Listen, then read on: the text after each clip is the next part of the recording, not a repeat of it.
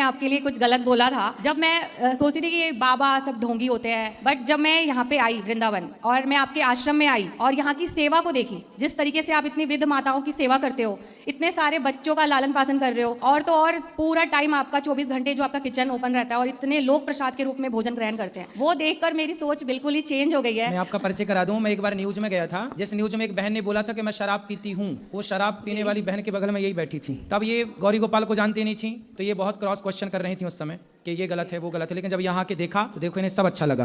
जी बिल्कुल। तो मेरा आपसे एक प्रश्न है, मैं ये कहना चाहती हूँ कि भगवान का दिया सब कुछ है, अच्छा घर है, परिवार है, गाड़ी है, फेम है, नाम है, पैसा है, बट सुकून नहीं है। तो ये सुकून कैसे मिलेगा? जब मैं कृष्णा से जुड़ती हूँ तो मुझे सुकून मिलता है, बट इतना ज्यादा अपने काम में बिजी रहती हूँ कि मुझे टाइम ही नहीं मिल पाता कि मैं उनसे जुड़ पाऊँ। उसके लिए क्या जब करें? से आप वृंदावन आने लग गई हैं, जब से आप थोड़ा कथा सुनने लग जाएंगी और कथाएं सुनते रहिए, धीरे धीरे आप इतना परिवर्तित अपने आप को देखेंगी, बदली हुई, कि आप सोच नहीं सकती। हम ना कोई यहाँ पर कोई किसी को टैबलेट नहीं देता, कोई इंजेक्शन नहीं है, लेकिन फिर भी लोगों का हृदय ना परिवर्तित हो जाता है। मैं आपको बताऊं, कल की एक बात, 3 भाई हैं, तीनों भाई आपस में बात नहीं करते थे, 3 देवरानी जेठानी, 3 भाई की 3 पत्नियां, उनका परिवार बिल्कुल टूटने की कगार में था, लेकिन मैंने केवल उनके साथ आधा घंटा समय दिया और उस आधा घंटा में उनके वर्षों, मतलब 10-10, 15-15 साल पुराने घाव आधे घंटे के अंदर मैंने भर दिए, और वो मिलजुल के इसी कथा में वो एंजॉय कर रहे हैं। पूरा परिवार अब साथ में घूम रहे हैं, तीनों जेठानी देवरानियां, तीनों भाई सगे, बाप खुश, माँ रोती रोती आई मेरे पास, महाराज जी मेरा बेटा नहीं सुन रहा है, लेकिन कथा के प्रभाव से देखो ये प्रभाव है। तो आप सुनिए कथाएं, आपको पता ही नहीं लगेगा कि आप कब बदल गई। वैसे भी देखो हम न्यूज पहुंचे तो उतने से इतना परिवर्तन हुआ कि आप खींची चली आई वृंदावन। जी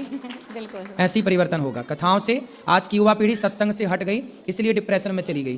काश सत्संग से जुड़ी रहती तो वो ऊंचाई तो पाती, आप कामयाबी तो पाएं, कामयाबी पाने के लिए मना ही नहीं है, लेकिन कामयाबी पाकर भी सुकून जो आप कह रही हैं, वो सुकून तब आएगा जब पूर्ण रूप से भगवान के चरणों में समर्पण होगा। क्या होता है ना कि सामने कमरा तो है, सामने व्यवस्थाएं हैं, पर लाइट नहीं है, अंधकार है, अंधकार होने से हमें दिखाई कुछ नहीं है, सब कुछ पर दिखाई नहीं पड़ रहा है। उसी तरह जीवन में अज्ञान का अंधकार छाया रहता है, इसलिए सब कुछ होते हुए भी वो सुकून नजर नहीं आता, शांति। जिस दिन ज्ञान की रोशनी आएगी ना तो सुकून सामने नजर आएगा, अच्छा यहाँ सुकून है।